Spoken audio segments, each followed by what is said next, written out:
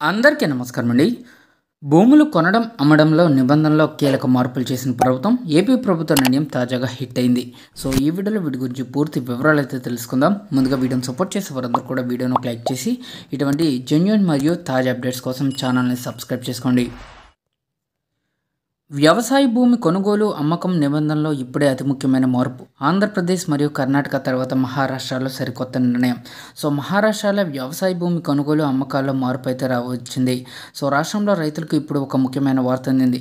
రాష్ట్ర ప్రభుత్వం మహారాష్ట్రలో వ్యవసాయ భూమి కొనుగోలు మరియు అమ్మకం నిబంధనలో అతి ముఖ్యమైన మార్పు చేయడం జరిగింది.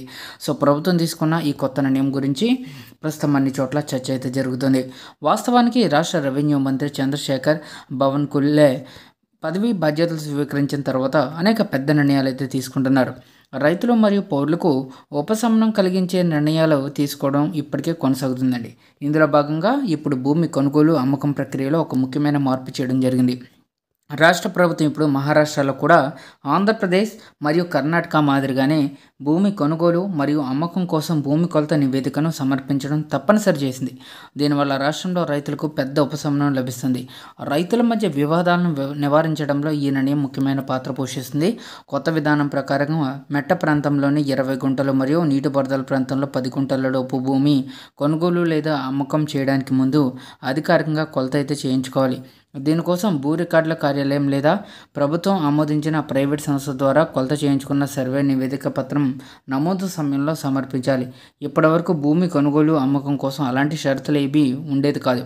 దీనివల్ల సర్వే నెంబర్ మీద నమోదు చేసి ఉన్నప్పటికీ వాస్తవానికి భూమి ఇతరుల ఆధీనంలో ఉండడం, పొరుగువారితో సరిహద్దు వివాదాలు వంటివి ఎక్కువగా జరుగుతున్నాయి. ఈ వివాదాలు కోర్టు వరకు వెళ్ళి రైతుల సమయం మరియు డబ్బు, మానసిక ఒత్తిడిని పెంచుతున్నాయి. ఇక కొత్త నియమం వల్ల ఇప్పుడు భూమి కొనుగోలు, అమ్మకం లావాదేవీల్లో క్రమశిక్షణ ఏర్పడుతుంది మరియు కొనుగోలుదారు అమ్మకం చేసేవారి హక్కులు మరింత స్పష్టమవుతున్నాయి. పత్రం నమోదు చేసేటప్పుడు కొలత నివేదిక ఉంటేనే ప్రక్రియ పూర్తవుతుంది, లేకపోతే నమోదైతే జరగదు.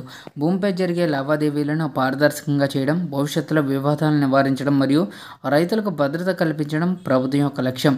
1 ఎకరం కంటే ఎక్కువ విస్తీర్ణం ఉన్న లావాదేవీలకు మాత్రం కొలత పటం సమర్పించడం తప్పనిసరి కాదని కూడా స్పష్టం చేయడం జరిగింది. ఇక రెవెన్యూ శాఖ తీసుకున్న ఈ నిర్ణయం వల్ల రాష్ట్రంలో భూమి లావాదేవీల్లో ఒక కొత్త దశ ప్రారంభమైందని అభిప్రాయం అయితే వ్యక్తమవుతుంది. దీనివల్ల వ్యవసాయ భూమి కొనుగోలు మరియు అమ్మకాల్లో మరింత ట్రాన్స్పరెన్సీ వస్తుంది. రెవెన్యూ మంత్రి చంద్రశేఖర్ గారు తీసుకున్న ఈ నిర్ణయం అభినందనీయమైన నిర్ణయాన్ని రాష్ట్రంలో రైతులందరూ స్వాగతించారు.